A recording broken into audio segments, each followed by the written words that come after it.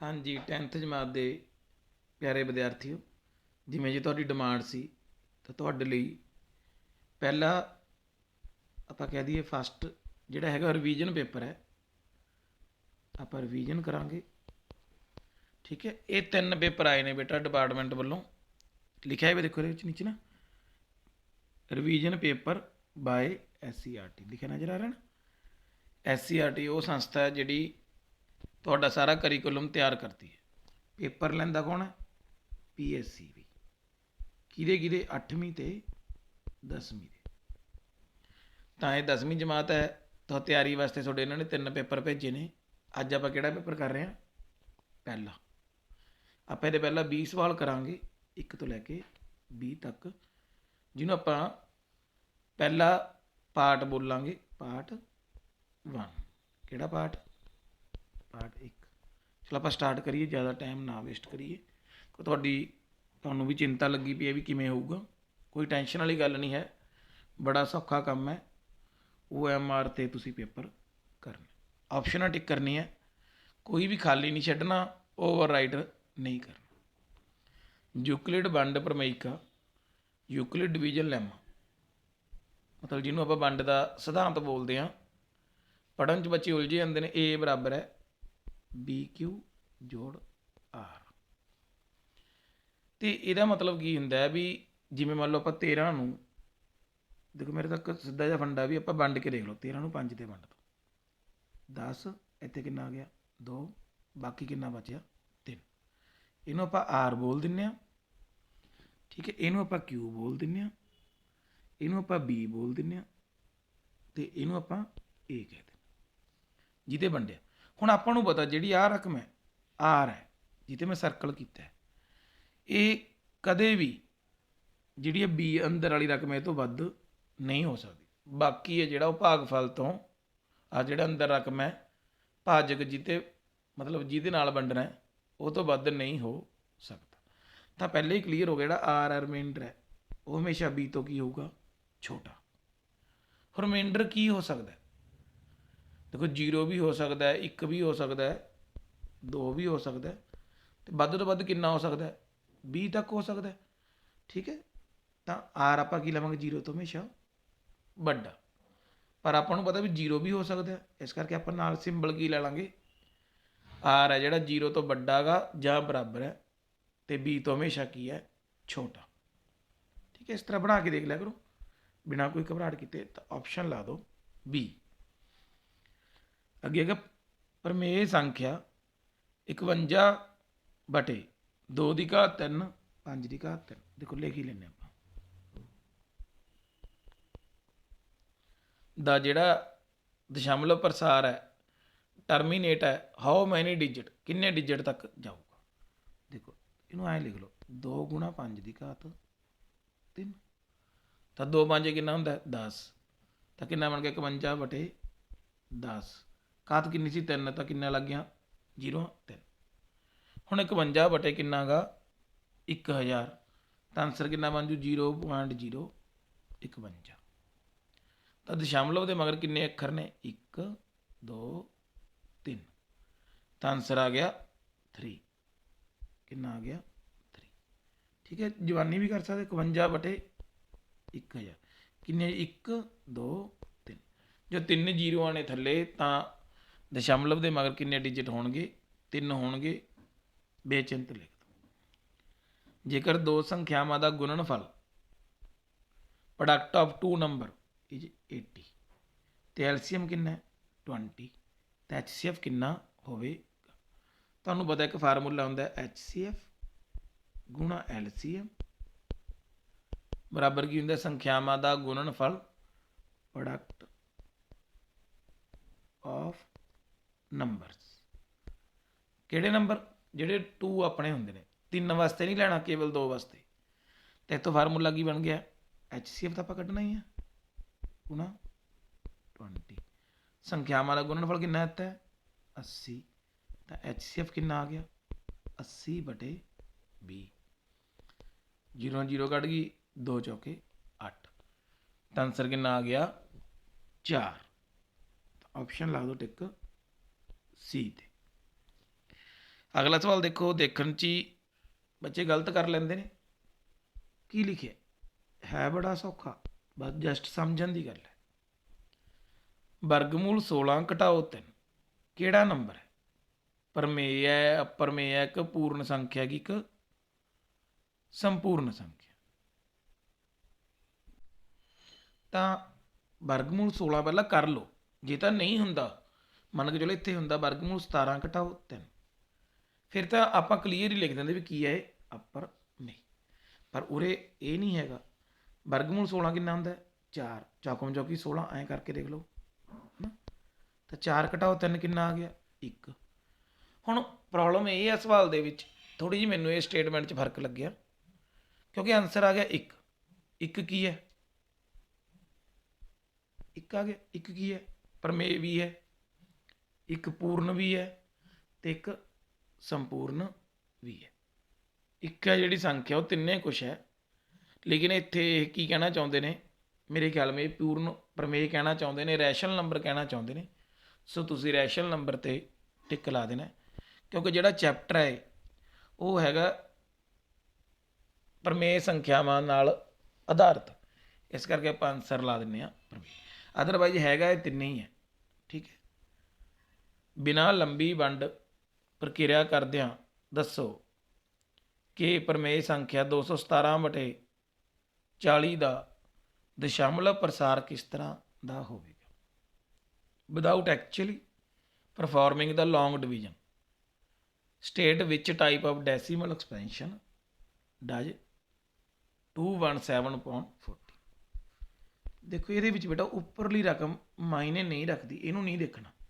ਕਿਹਨੂੰ ਦੇਖਣਾ? 40। ਕਿਵੇਂ ਦੇਖੋਗੇ? 40 ਦੇ ਬਣਾ ਲਓ ਫੈਕਟਰ। 2 ਤੇ ਗਿਆ 20, 2 ਤੇ ਗਿਆ 10, 2 ਤੇ ਗਿਆ 5, 5 ਤੇ ਗਿਆ 1। ਤਾਂ 40 ਦੇ ਜਿਹੜੇ ਫੈਕਟਰ ਬਣ ਗਏ ਕਿ 2 ਦੂਣੀ 4, 4 ਦੂਣੀ 8, 8 5 40। ਜੇ ਬੇਟਾ ਇਹਦੇ ਫੈਕਟਰਾਂ ਦੇ ਵਿੱਚ ਕੇਵਲ ਓਨਲੀ 2 ਐਂਡ 5 ਨੇ, ਚਾਹੇ 2 ਨੇ, ਚਾਹੇ 5 ਨੇ, ਚਾਹੇ ਬੋਥ ਨੇ, ਠੀਕ ਹੈ, ਤਾਂ ਇਹਦਾ ਜਿਹੜਾ ਦਸ਼ਮਲਵ ਪ੍ਰਸਾਰ ਆ ਉਹ ਕੀ ਹੋਊਗਾ? ਸ਼ਾਂਤ ਹੋਊਗਾ, ਠੀਕ ਹੈ। ਜੇ ਇਦੋਂ ਬਿਨਾ ਕੁਛ ਵੀ ਹੋਰ ਆ ਜਾਏ, ਮੰਨ ਲਓ 3 ਆ ਜੇ, 7 ਆ ਜੇ, ਹੈ ਨਾ, ਫਿਰ ਆਪਾਂ ਇਹਦਾ ਦਸ਼ਮਲਵ ਪ੍ਰਸਾਰ ਕੀ ਲੈਣਾ ਹੈ? ਸ਼ਾਂਤ, ਮਤਲਬ ਨੋਨ ਟਰਮੀਨੇਟਿੰਗ। ਇਹਦੇ ਵਿੱਚ ਕੀ ਆ ਗਿਆ? ਸ਼ਾਂਤ ਦਾ ਮਤਲਬ ਹੈ ਟਰਮੀਨੇਟਿੰਗ। ਕਿਉਂ ਟਰਮੀਨੇਟਿੰਗ? ਕਿਉਂਕਿ ਜਿਹੜੇ 40 ਦੇ ਫੈਕਟਰ ਨੇ ਉਹ ਕੀ ਨੇ? 2 ਅਤੇ 5। ਕੋਈ ਤੀਆ ਨਹੀਂ, ਕੋਈ ਸਾਤਾ ਨਹੀਂ। ਕਈ ਬੱਚੇ ਦਿਮਾਗ 'ਚ ਹੁੰਦਾ ਜੀ ਚੌਕਾ ਆ ਜੇ, ਚੌਕਾ ਆ ਨਹੀਂ ਸਕਦਾ ਕਿਉਂਕਿ 2 ਦੂਣੀ 4, ਫਿਰ ਦੂਆ ਹੀ ਬਣ ਗਿਆ। ਜੇ 2 ਤੇ 5 ਨੇ ਤਾਂ ਕੀ ਲੈਣਾ ਆਪਾਂ? ਸ਼ਾਂਤ, ਆਪਸ਼ਨ ਬੀ। ਜੇਕਰ ਐਫ ਐਕਸ ਬਰਾਬਰ ਹੈ 3x ਦਾ ਸਕੇਅਰ ਮਾਈਨਸ 4x ਪਲੱਸ 3, ਤਾਂ ਇਹਦੇ ਸਿਫਰਾਂ ਦਾ ਜੋੜਫਲ ਕਿੰਨਾ ਹੋਵੇਗਾ? Sum of zeroes. Sum of zero ਦਾ ਫਾਰਮੂਲਾ ਕੀ ਹੁੰਦਾ? ਇਹ ਏ ਹੁੰਦਾ, ਆ ਬੀ ਹੁੰਦਾ, ਆ ਸੀ ਹੁੰਦਾ। ਜਿਹੜਾ ਸਮ ਹੈ ਉਹਦਾ ਫਾਰਮੂਲਾ ਕੀ ਹੁੰਦਾ? -b/a। ਤਾਂ -b ਦਾ ਮਤਲਬ ਮਾਈਨਸ, ਦੇਖੋ ਇਹ ਮਾਈਨਸ ਫਾਰਮੂਲੇ ਦੀ ਜਿਹੜੀ ਮੈਂ ਲਾਈ ਹੈ। ਦੂਜਾ ਕੀ ਹੈ? b ਦਾ ਮੁੱਲ -4, ਅਤੇ a ਦਾ ਮੁੱਲ ਕਿੰਨਾ? 3। ਮਾਈਨਸ ਮਾਈਨਸ ਕੀ ਹੋ ਗਿਆ? ਪਲੱਸ 4/3। ਤਾਂ ਆਨਸਰ ਕਿੰਨਾ ਆ ਗਿਆ? 4/3, ਯਾਨੀ ਕਿ ਆਪਸ਼ਨ ਸੀ। ਆਪਸ਼ਨ ਸੀ। ਜੇਕਰ ਦੋ ਘਾਤੀ ਬਹੁਪਦ ਦੀਆਂ ਸਿਫਰਾਂ ਦਾ ਜੋੜ ਅਤੇ ਗੁਣਨਫਲ ਕ੍ਰਮਵਾਰ -3 ਅਤੇ 2 ਹੋਵੇ, ਸਮ ਵੀ ਦਿੱਤਾ, ਪ੍ਰੋਡਕਟ ਵੀ ਦਿੱਤਾ। ਸਮ ਕਿੰਨਾ ਗਾ? -3, ਅਤੇ ਪ੍ਰੋਡਕਟ ਯਾਨੀ ਕਿ ਗੁਣਾ। ਅੰਗਰੇਜ਼ੀ ਤਾਂ ਲਿਖਦੇ ਨੇ ਕਿਉਂਕਿ ਅੰਗਰੇਜ਼ੀ ਵਾਲੇ ਬੱਚੇ ਜ਼ਿਆਦਾ ਰੌਲਾ ਪਾਉਂਦੇ ਆ, ਪੰਜਾਬੀ ਵਾਲੇ ਵਿਚਾਰੇ ਫਿਰ ਵੀ ਸਿੱਖ ਲੈਂਦੇ ਨੇ। ਸਮ ਦਾ ਫਾਰਮੂਲਾ ਕੀ ਹੁੰਦਾ? -b/a। ਇਹਦਾ ਕੀ ਹੁੰਦਾ? c/a। ਤਾਂ ਆਪਾਂ ਇੱਕ ਵਾਰੀ ਤੋਂ ਸਮਝ ਗਏ, ਮੈਨੂੰ ਦੁਬਾਰਾ ਲਿਖਦਾ -b/a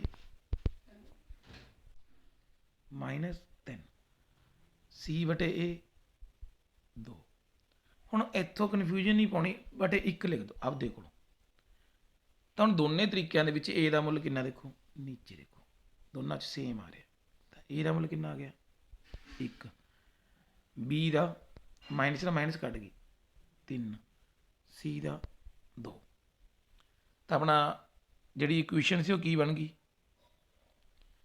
ए एक्स स्केयर होंगे ना, ए मूरे से 1 लिखता, जोड़ बी एक्स कितना बन गया 3x, जोड़ सी कितना बन गया 2।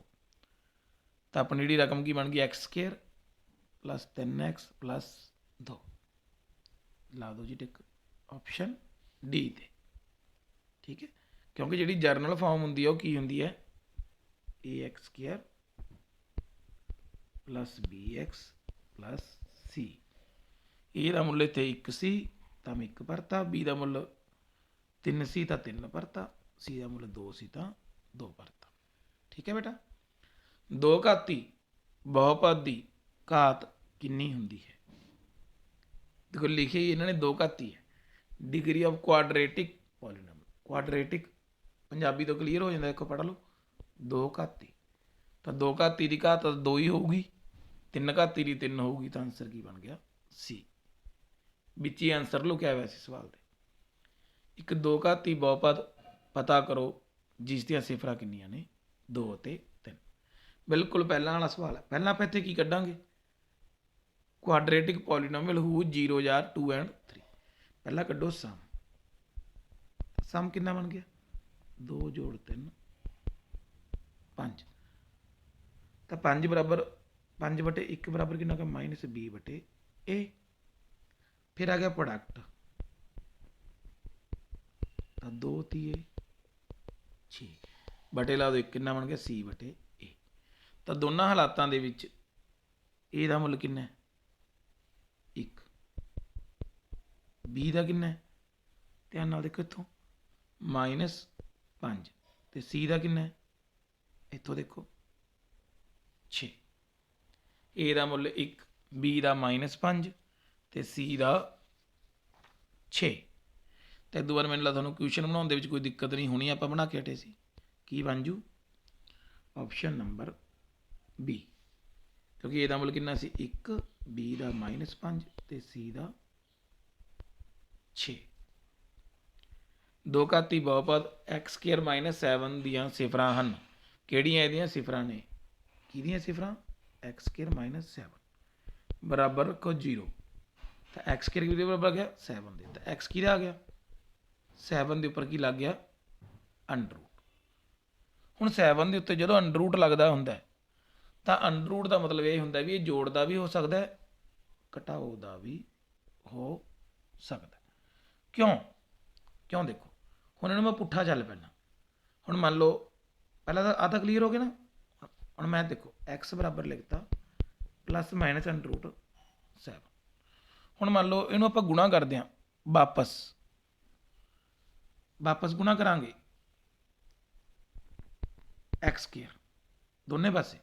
हुण मैं इहदा स्केयर लऊँगा, जे प्लस लवां तो प्लस का स्केयर कितना आ जाऊगा 7। हुण जे मैं माइनस लवां तो माइनस का स्केयर भी कितना आऊगा, माइनस माइनस का प्लस आऊगा तो 7 ही ना, तो दोनों हालातों के स्केयर कितना आता है 7। तो ये बेटा जोड़ा वैल्यू लानी है की लानी है प्लस अंडर रूट 7 तो माइनस अंडर रूट 7। वैसे भी 2 जीरो आनिया सी ना, तो आप की लवेंगे plus minus under root 7, option D plus minus under root 7। जेकर समीकरण कि एक्स -22 बराबर 2, 6x -2y बराबर 3 का एक यूनीक हल हो, विलक्षण हल हो, तो के की वैल्यू लभनी है। समीकरण की के एक्स -22 बराबर 2, 6x -2y बराबर 3। तो आपां नूं पता जो यूनीक हल हुंदा तो उदों की हुंदा A1 बटे A2 बराबर नहीं B1 बटे B2। C1 का लिखण की लोड़ नहीं हैगी। हुण इत्थे A1 की जगह ते की है K बटे 6 बराबर नहीं, घाटी जी ला देने उत्ते 1 बटे 2, क्योंकि माइनस तो माइनस लिखते माइनस माइनस कट गया, तो K बराबर नहीं 1 बटे 2 गुणा 6। कट के कितना आ गया के बराबर नहीं 3। तो आंसर कितना बन गया के बराबर के उत्ते काटी लगी हुई है 3। तो ऑप्शन नंबर बी के उत्ते टिक बी ते टिक ला देना के नॉट इक्वल टू 3। नैक्सट सम देखो A1/A2 बराबर B1/B2 बराबर C1/C2। कहने जो इदा की कंडीशन आ जाए A1/A2 बराबर B1/B2 बराबर C1/C2 तो समीकरण का मुल की हुंदा की हुंदा दसो। ਆਪਾਂ ਨੂੰ पता जो इत्थे आ होवे फिर की हुंदा एक हल यूनीक सल्यूशन पर यह है नहीं लागी काटी। तो सीधे दस दिने इस स्थिति की होंगे ने अनेक हल एक दूजे के लाइना उपर दी गुजरदियाँ ने क्यों क्योंकि तीनों की ने बराबर ने तो तिना के जोड़े सल्यूशन ने वह भी इक्को जे होंगे। तो सीधे लिख दो इनफाइनाइट सल्यूशन अनेक हल। रेखावां 3x-2y बराबर 5 और 6x-4y बराबर है 7। ਇਹਦਾ ਕੀ करना ग्राफ जो आप प्लॉट करांगे ग्राफ ਇਹਦਾ ਜੇ प्लॉट करना तो किदां दा आऊगा। तो देखो पहला सिंपल ही अपन रकम की 3x-2y बराबर 5 मैं तो लिख देना कई बार नैट करके क्लैरिटी घट हो तो ना दिखे तो अपना जो मेरा लिखा हुआ रैड कलर में तो नज़र आ जाऊगा। तो 3/6 इधरों आ गया -2/-4 5/7। तो जी कटदा तो जरूर घटाना 1/2 1/2 क्योंकि माइनस का माइनस कट गया 5/7 नहीं कटता। इतों की क्लीयर हो गया भी आ जोड़े पहले दो ने बराबर ने लेकिन जो तीजा वो बराबर नहीं है। तेरा मतलब की कंडीशन बन गई A1/A2 बराबर B1/B2 बराबर नहीं C1/C2।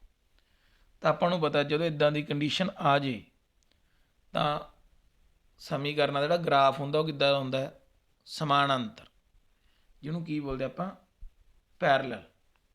जे हल की गल करिए कोई हल नहीं इदा का ग्राफ बन जाता। ठीक है क्योंकि आपस में कटते नहीं तो कोई हल नहीं। तो ग्राफ किदा का नज़र आऊगा पैरलल जिन्हों की कहने समानांतर।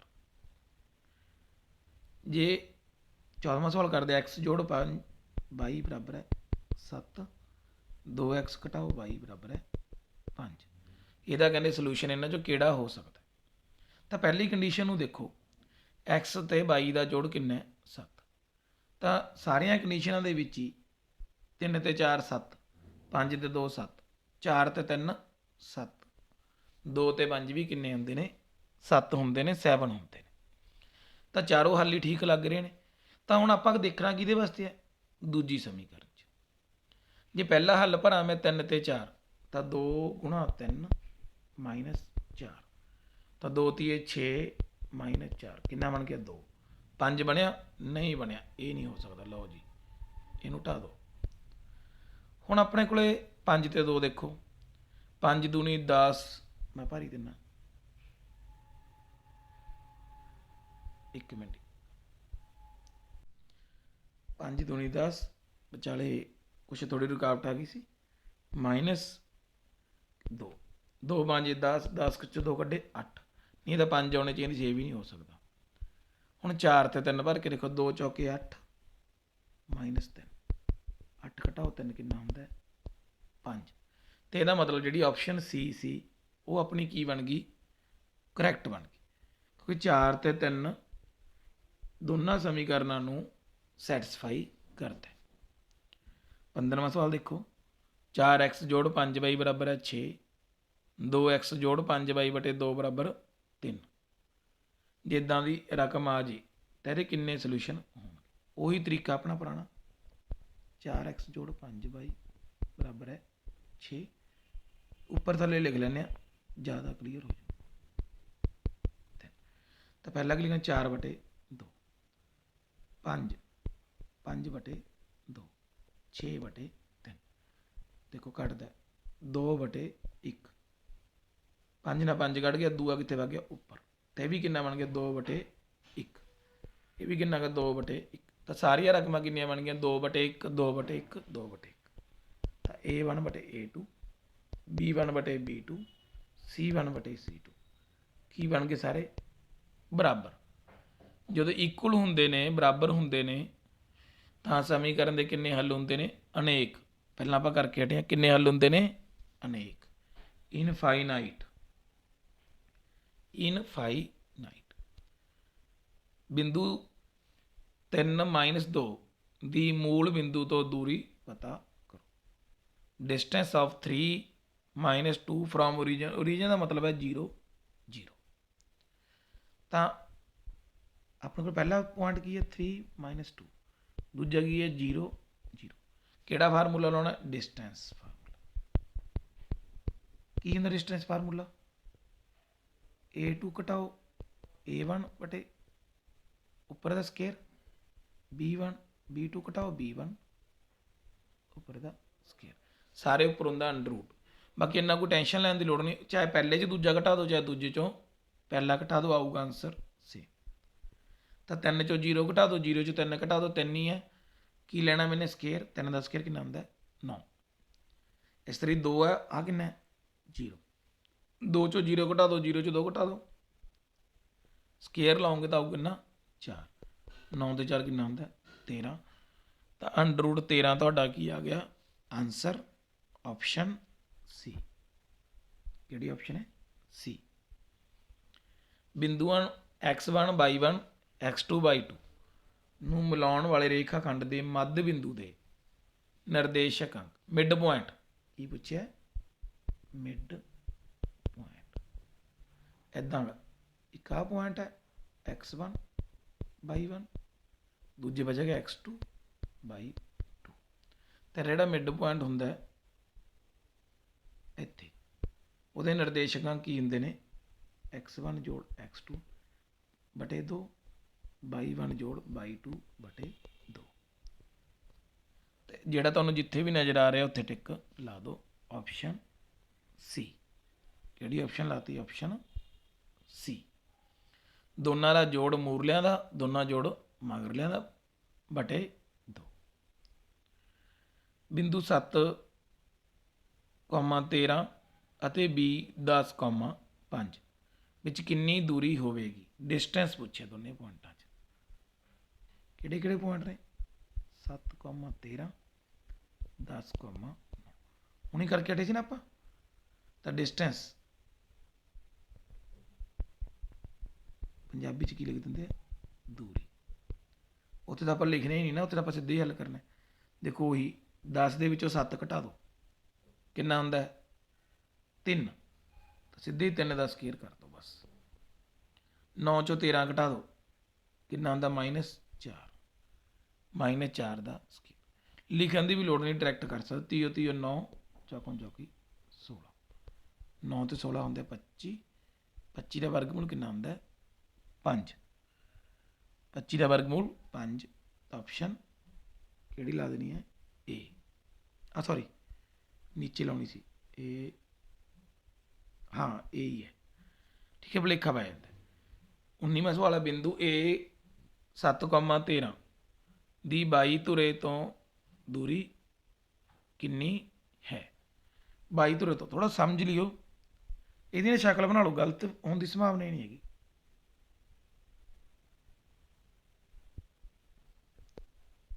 ਆਪਾਂ ਨੂੰ ਪਤਾ x ਧੁਰਾ ਹੁੰਦਾ ਕਿਹੜਾ ਹੁੰਦਾ y। ਤਾਂ 7,13 ਕਿੱਥੇ ਜੇ ਹੋਊਗਾ 1 2 3 4 5 6 7। ਹੁਣ 13 ਉੱਪਰ ਨੂੰ 1 2 3 4 5 6 7 8 9 10 11 12 ਲਗਭਗ ਇੱਥੇ ਆ ਜਾਓ 7,13। ਹੁਣ ਕਿਹੜੇ ਧੁਰੇ ਤੋਂ ਦੂਰੀ ਪੁੱਛੀ ਹੈ y ਤੋਂ। ਤਾਂ y ਤੋਂ ਦੂਰੀ ਕਿੰਨੀ ਹੈ ਇੰਨੀ ਹੈ ਨਾ। ਜਿਹੜੀ ਲਾਈਨ ਬਣਾਈ ਤਾਂ ਕਿੰਨੀ ਹੈ ਲਾਈਨ ਦੇਖੋ ਧਿਆਨ ਨਾਲ ਇਹ ਕਿੰਨੀ ਸੀ 7। ਤਾਂ 22 ਧੁਰੇ ਤੋਂ ਦੂਰੀ ਕਿੰਨੀ ਹੈ 7। ਕਲੀਅਰ ਹੋ ਗਿਆ। ਵੈਸੇ ਵੀ ਜਦੋਂ ਚੈੱਕ ਕਰਨਾ 22 ਧੁਰੇ ਦਾ ਤਾਂ x ਵਾਲੀ ਵੈਲਿਊ ਲਿਖਣੀ ਹੁੰਦੀ ਹੈ, ਉਲਟ ਲਿਖਣੀ ਹੁੰਦੀ ਹੈ, ਯਾਦ ਰੱਖਿਓ। ਪਰ ਫਿਰ ਵੀ ਜੇ ਭੁਲੇਖਾ ਪੈ ਜੇ ਤਾਂ ਜਿਹੜਾ ਤਰੀਕਾ ਮੈਂ ਤੁਹਾਨੂੰ ਦੱਸਿਆ ਉਹ ਕਰ ਸਕਦੇ ਹੋ। ਹੁਣ ਜਿਨ੍ਹਾਂ ਨੂੰ ਵੀਡੀਓ ਵਗੈਰਾ ਵਧੀਆ ਲੱਗੀ ਉਹ ਸਬਸਕ੍ਰਾਈਬ ਜ਼ਰੂਰ ਕਰ ਲਿਓ, ਠੀਕ ਹੈ। ਚੈਨਲ ਨੂੰ ਦੱਸਣ ਦੀ ਲੋੜ ਤਾਂ ਨਹੀਂ ਕਿਵੇਂ ਕਰਨਾ ਹੈ, ਉਹ ਤੁਹਾਨੂੰ ਪਤਾ ਹੈ, ਤਾਂ ਜੋ ਤੁਹਾਨੂੰ ਦੂਜਾ ਪਾਰਟ ਜਦੋਂ ਵੀ ਆਪਾਂ ਅਪਲੋਡ ਕਰੀਏ ਤੁਹਾਨੂੰ ਪਹਿਲਾਂ ਹੀ ਪਤਾ ਲੱਗ ਜੇ, ਨੋਟੀਫਿਕੇਸ਼ਨ ਵਗੈਰਾ ਔਨ ਕਰ ਲਈ। ਉਸ ਬਿੰਦੂ ਦੇ ਨਿਰਦੇਸ਼ਾਂਕ ਪਤਾ ਕਰੋ ਜੋ ਇੱਕ ਬਿੰਦੂ ਹੈ -1 7 ਇੱਥੇ, ਦੂਜਾ ਬਿੰਦੂ ਹੈ ਆ ਸੀ 4 -3। ਇਹਨਾਂ ਨੂੰ ਇੱਕ ਲਾਈਨ ਆ ਮਿਲਾਉਂਦੀ ਹੈ ਐਵੇਂ ਕਰਕੇ, ਠੀਕ ਹੈ। ਇਹਦੇ 'ਤੇ ਕੋਈ ਰੇਖਾ ਖੰਡ ਹੈ ਇੱਥੇ, ਉਹ ਕਿੰਨੀ ਰੇਸ਼ੋ 'ਚ ਵੰਡਦਾ ਹੈ 2:3। ਤੁਹਾਨੂੰ ਮੇਰਾ ਫਾਰਮੂਲਾ ਤੁਹਾਨੂੰ ਆਉਂਦਾ ਹੈ, ਮੈਂ ਤੁਹਾਨੂੰ ਫਾਰਮੂਲਾ ਨਹੀਂ ਸਿਖਾਉਂਦਾ, ਠੀਕ ਹੈ। ਤਾਂ ਸਿੰਪਲ ਇਹਦਾ ਫਾਰਮੂਲਾ ਕੀ ਹੁੰਦਾ, ਵੱਡਾ ਬਰੈਕਟ ਲਾ ਦਿਓ, ਇਹ ਵਾਲਾ ਰਹਿਣ ਦਿਓ, ਆਹ ਵਾਲਾ ਲਾ ਦਿਓ, ਤਾਂ ਇਹਦੀ ਗੁਣਾ ਇਹਦੇ ਨਾਲ -1 × 3 ਜੋੜ। ਹੁਣ 4 ਦੀ ਗੁਣਾ ਪਹਿਲਾਂ ਲੈਣਾ x ਵਾਲਾ ਹੀ ਹੈ, ਗੁਣਾ 2 ਨਾਲ 4 × 2 ਬਟੇ ਕੀ ਹੁੰਦਾ ਜਿੰਨੀਆਂ ਰੇਸ਼ੋ ਦਿੱਤੀ ਉਹਦਾ ਜੋੜ। ਹੁਣ ਇਸ ਤਰੀਕੇ ਹੁਣ 22 ਵਾਲਾ ਲਿਖ ਰਹੇ ਹਾਂ ਤਾਂ 7 ਦੀ ਗੁਣਾ 3 ਨਾਲ, ਇਹਦੀ ਗੁਣਾ ਇਹਦੇ ਨਾਲ, ਅਤੇ ਇਹਦੀ ਗੁਣਾ -3 ਦੀ 2 ਨਾਲ, -3 × 2 ਬਟੇ 2 ਜੋੜ 3। ਹੁਣ 1 ਤੀਆ ਮਾਈਨਸ ਤੇ 3 ਨੇ ਜੋੜ ਦੇ ਕਿੰਨੇ ਨੇ 8, 8 'ਚ 3 ਕੱਢੇ ਕਿੰਨੇ ਰਹਿ ਗਏ 5, ਕਿੰਨਾ ਗਿਆ 5 ਬਟੇ 5, ਅਤੇ 7 ਤੀਏ 21, ਛੋਟਾ ਜਿਹਾ ਲਿਖ ਦੇਣਾ, 3 ਦੂਣੀ 6 ਕਾਹਦੇ ਮਾਈਨਸ ਦੇ, 21 'ਚੋਂ 6 ਕੱਢੇ ਕਿੰਨੇ ਰਹਿ ਗਏ 15 ਬਟੇ 5। ਜੇ ਘਟਾਵਾਂਗੇ ਤਾਂ ਆਂਸਰ ਕਿੰਨਾ ਆ ਜਾਊਗਾ 1, 3। ਤਾਂ ਇਹ ਜਿਹੜਾ ਪੁਆਇੰਟ ਸੀ ਉਰੇ ਇਹਦੀ ਵੈਲਿਊ ਕਿੰਨੀ ਬਣ ਗਈ 1, 3। ਤਾਂ 1, 3 ਆਂਸਰ ਲਾ ਦਿਓ ਇਹ, ਠੀਕ ਹੈ। ਵੀਡੀਓ ਆਪਣੀ 27-28 ਮਿੰਟਾਂ ਦੀ ਬਣ ਗਈ, ਕਲੀਅਰ ਹੋ ਗਿਆ ਸਾਰਾ। ਇੱਕ ਵਾਰੀ ਜੇ ਬਸ ਜਸਟ ਫਾਸਟ ਮੋਡ ਦੇ ਵਿੱਚ ਮੈਂ ਤੁਹਾਨੂੰ ਆਨਸਰ ਦੱਸ ਦਿੰਦਾ, ਪਹਿਲੇ ਦਾ B, ਦੂਜੇ ਦਾ A, ਤੀਜੇ ਦਾ C, ਚੌਥੇ ਦਾ A ਲਾਵਾਂਗੇ, ਵੈਸੇ C ਅਤੇ D ਵੀ ਨੇ, ਪੰਜਵੇਂ ਦਾ B, ਛੇਵੇਂ ਦਾ C, ਸੱਤਵੇਂ ਦਾ ਕੀ ਸੀ D, ਤਾਂ ਮੇਰੇ ਵੀ ਨਹੀਂ ਯਾਦ ਰਹਿੰਦਾ ਕਾਹਲੀ 'ਚ। ਅੱਠਵੇਂ ਦਾ C, ਇੱਥੇ ਅਸੀਂ ਆ ਸੀ, ਅੱਠਵੇਂ ਦਾ ਤਾਂ ਹੋ ਗਿਆ, ਨੌਵੇਂ ਦਾ B, 10ਵੇਂ ਦਾ D, 11ਵੇਂ ਦਾ B, ਅੱਗੇ ਚੱਲੀਏ ਕਾਹਲੀ ਹੋ ਗਈ ਨਾ, 13ਵੇਂ ਦਾ A, 14ਵੇਂ the C, 15ਵੇਂ the we C, 16ਵੇਂ ਦਾ ਵਰਗਮੂਲ 13। ਜੇ ਬਾਈ ਚਾਂਸ ਕੋਈ ਟਿਕ ਗਲਤ ਲੱਗ ਗਈ ਨਾ, ਉਹ ਜਿਵੇਂ ਪਹਿਲਾਂ ਸੋਲਿਊਸ਼ਨ ਕੀਤਾ ਦੇਖੋ ਮੇਨ ਉਹੀ ਠੀਕ ਹੈ, ਇਹ ਨਹੀਂ ਹੈਗਾ ਵੀ ਹੁਣ ਮੈਂ ਟਿਕ ਲਾਉਂਦੇ ਵਕਤ ਗਲਤ ਲੱਗਦਾ ਤਾਂ ਗਲਤ ਹੈ। ਇਹ ਇਹਦਾ ਵੀ ਕੀ ਸੀ ਇਹ, ਕਲੀਅਰ ਹੋ ਗਿਆ। Thank you.